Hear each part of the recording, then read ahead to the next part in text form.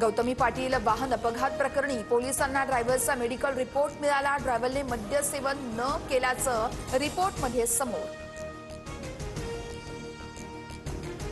अनिल परबांकडे अजून स्फोटकांचा बराच साठा आहे। अनिल परबांचे आरोप गंभीर आहेत। चौकशी झाली पाहिजे, कदमांना किंमत मोजावी लागणार, राऊतांची टीका। कार्यकर्त्यांवर अन्याय होत असल्यास स्वबळावर लढणार, राज्याच्या नेतृत्वासोबत स्वबळासंदर्भात चर्चाही करणार। आगामी निवडणुकांमध्ये गणेश नाईकांकडून स्वबळाचा नारा। ठाण्यात महाविकास आघाडी आणि मनसेची एकत्र बैठक। आगामी पालिका निवडणुकांच्या अनुषंगाने बैठकीत चर्चा झाल्याची माहिती। दिवाळीच्या तोंडावर वीज दरवाढीचा शॉक। प्रति युनिट 35 ते 95 पैशांपर्यंत बिल वाढणार। 1 ऑक्टोबरपासून नवे दर लागू।